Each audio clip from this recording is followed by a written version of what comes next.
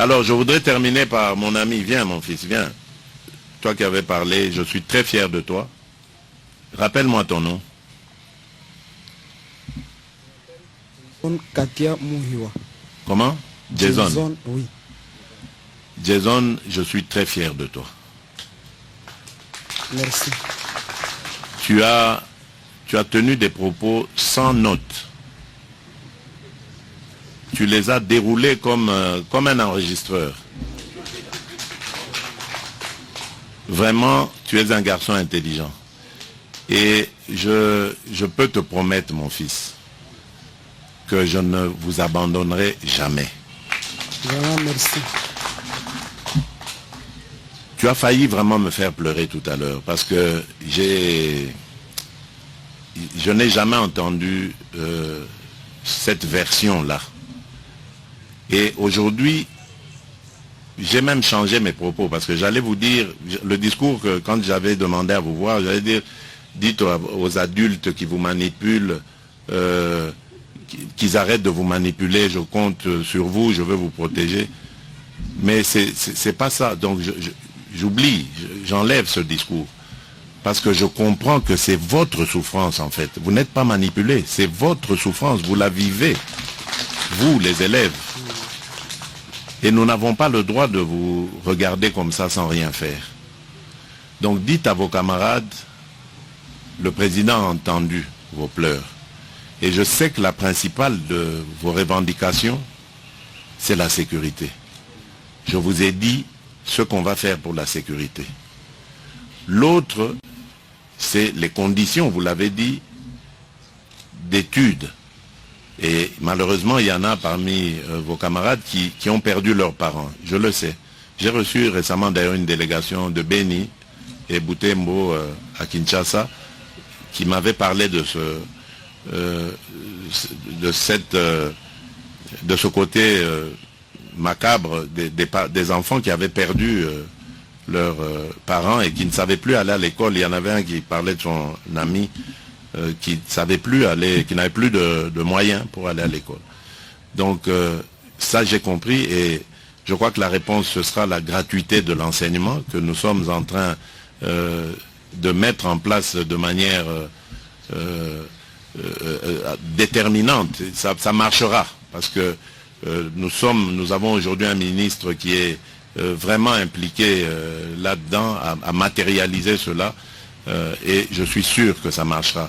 Donc tes camarades vont pouvoir aller à l'école. En tout cas, ils pourront y aller gratuitement parce que l'État doit les prendre en charge. Merci. L'autre problème que tu poses, c'est aussi celui de la qualité de l'enseignement. Jason, tu as dit, vous avez perdu des mois et des mois, c'est vrai. Cela c'est peut-être ressenti sur votre qualité. Ça, je vais réfléchir, nous allons réfléchir avec les spécialistes pour voir comment, dans les zones de conflit, dans les zones où la violence a empêché nos enfants d'aller à l'école, comment est-ce qu'on peut avoir des programmes spéciaux de rattrapage ou de remise à niveau pour leur permettre de ne pas avoir du retard sur les autres enfants de la République. En tout cas, j'ai vraiment envie de vous dire que je ne vous abandonnerai pas. Merci. Soyez forts, je vous protégerai. Dites-le à vos amis, à vos camarades, il n'y a pas de problème. Merci, papa. Merci Jason, merci beaucoup. Et pour finir, ça c'est juste un flash que je vais remettre à votre protocole. D'accord. Je vous prierai chaque soir avant de dormir de bien vouloir regarder ce qui est.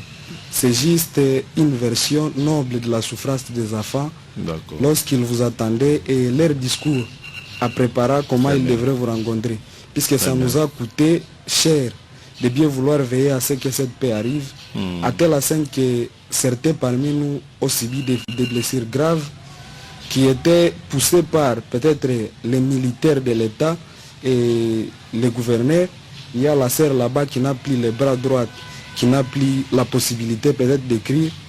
Mais nous vous prierons à chaque fois que vous allez travailler sur cette question de sécurité, de bien vouloir ne pas laisser son bras se faire casser pour rien.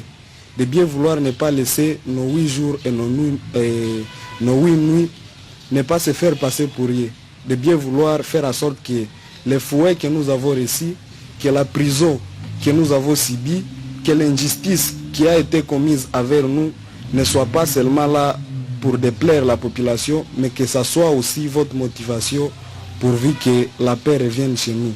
C'est le besoin primordial, la paix. Merci, Jason. Merci, Papa Président. Jason, merci beaucoup. Merci. Et je vais vraiment vous demander, au nom de ceux qui vous ont fait autant de mal, je vous demande pardon. Merci. Vraiment pardon du fond du cœur. Je ne sais pas si je n'étais même pas au courant de toute cette violence exercée sur des enfants, mais je crois qu'il faut ouvrir une enquête et sanctionner ceux qui ont porté la main sur les enfants. Merci, Papa Président. Et j'aimerais que vous dites aussi, que vous disiez aussi à mon protocole, que vous donniez plutôt les noms de tous les jeunes, comme votre camarade là-bas, qui ont eu des problèmes de santé, de blessures, pour voir comment est-ce que nous allons prendre ça en charge. Ça va, nous vous remercions sincèrement. Merci, Jason. Que Merci. Dieu te bénisse. Merci, mon fils. Voilà. Jusqu'à Béni pour répondre à cette question. Et par après, il a dit ce que nous voulions attendre. Donc il nous a donné des réponses directes à notre question et nous a promis un accompagnement possible jusqu'à un niveau inestimable, à telle enseigne que trouve cette paix que nous pleurons chaque jour. Et nous, à notre tour, il serait alors à nous qui étions en train de pleurer, de voir comment nous allons faire de notre mieux, de l'accompagner dans cette action, pourvu que nous puissions nous-mêmes bénéficier des fruits possibles de la question de la réhabilitation de la paix dans notre milieu. Et comment vous pouvez contribuer à cela?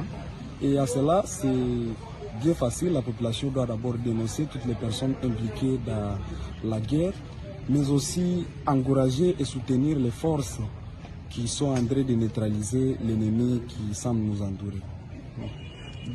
Dernière question, quand vous serez grand, qui est-ce que vous aimeriez être? Cette question m'a été plusieurs fois posée, mais je ne sais toujours pas répondre. Puisque d'abord, la question qui me porte aujourd'hui, la paix, c'est une question qui va peut-être passer. Et si il y a la paix, je compterai m'orienter dans une autre faculté pour pouvoir faire en sorte que les malades guérissent dans les pays. Mais s'il n'y a pas la paix, je ferai de mon mieux, faire l'option la plus possible qui peut ramener la paix dans les pays, ou soit l'armée, ou soit la politique. Merci.